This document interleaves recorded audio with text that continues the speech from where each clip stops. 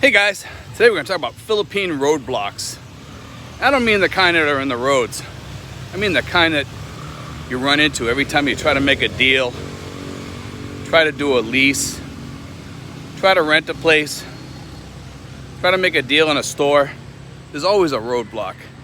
And here's what I mean. Sometimes when you go into a store, big sign up advertising something, they give you the price, and then you go through all the waiting time, and they come up and they show you the bill, and it's like maybe 50% bigger or whatever, and they tell you, well, that's delivery fees, that's this, setup fees and all this, and they don't tell you that part in the beginning. That's part of it. It gets bigger than that, much bigger. Here's the thing. Sometimes you try to make a lease, you agree on the lease, and they come out and they throw the lease in front of you or something, and the lease is way different than what you agreed on. These are the roadblocks you run into in the Philippines. It's kind of like, as a friend of mine would say, the wonkiness of the Philippines. And we run into this all the time here, okay? Sometimes you make a deal with a contractor, let's say. Contractor gives you one price, you agree with them, and just for something small. Maybe something small around the house, you figure you don't need an agreement. Well, he comes back and he says, I want triple that because I had to do extra. I had to do this, this, and this. That's what I'm talking about. You got to be careful here. Everything you do, try to get it in writing. Say, listen, I want it in writing. I mean, a lot of the people I deal with, I know them. They're not going to rip me off for the most part. I've come to know them as trustworthy people, and they're really, really good about what they do. But there is that certain, craziness about the Philippines. You'll go out and look at homes, they'll give you one price, later on they'll switch them and they'll be higher when it comes time to sit down and do the agreement. And then you just say, well, we just agreed over there at the house on this price. And it wasn't something like we misunderstood or anything, because I asked them like 3 times sometimes for some of these things, like, what's going on? Why is this changing? And I'm just talking about different types of deals that I've gone through in the past that, I don't know, it's kind of craziness. I don't know if it's a cultural thing that they think that they can jack up the prices afterwards, or whether it's the color of my skin, where I'm from, or the size of my wallet, or what have you. And I don't have a big wallet, so I can't afford some of the things that they think I can afford sometimes. But things do change here. Sometimes it could be you're trying to lease a house and set up a bank account and trying to do all these different things at once, and they just don't all collaborate with each other. You need to get money transferred here. Could be things like that. There's a lot of things that come into play here, and you always have a roadblock, always. It's actually kind of sad because it's part of doing business in the Philippines that you're going to be jumping through hoops. You can't get people to collaborate. You can't get people to work together to do different things for you. And that's the rough part, I always say in the Philippines, it's always more fun in the Philippines. But in the reality, when you're out doing deals, or you're trying to pull something together, or open a bank account, or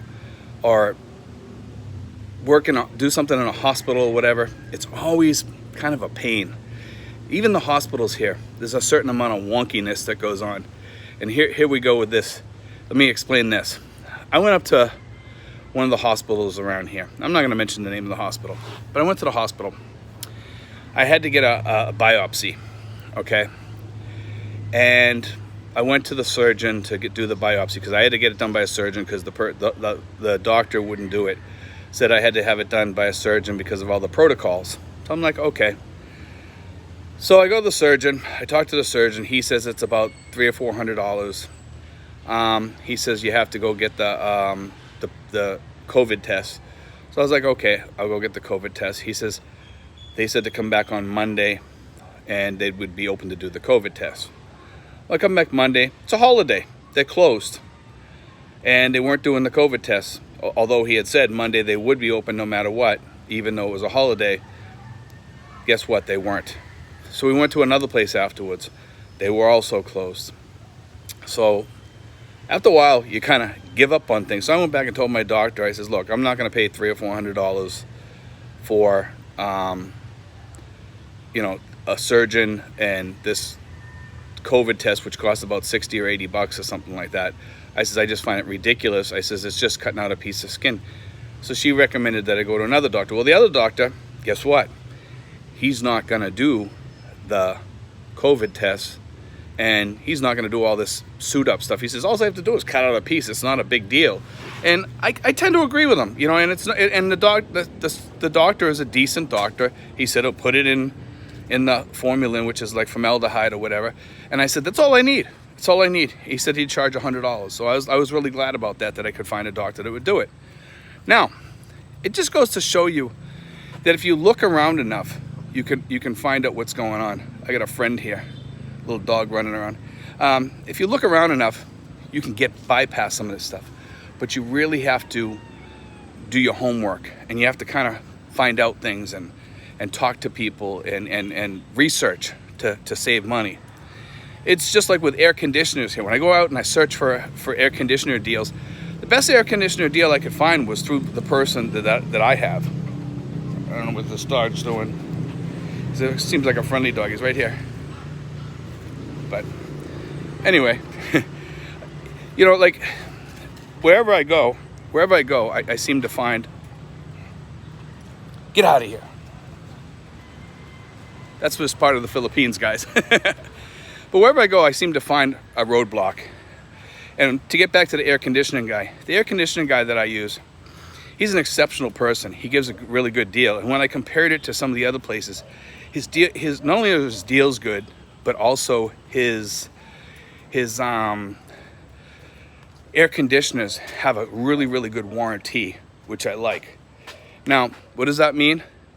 Well, it means they kind of compare to other name brands. And name brands over in the Philippines are different than what they are back in Western countries, because some of the Japanese brands and other brands, they come with the same warranties that the ones back home do.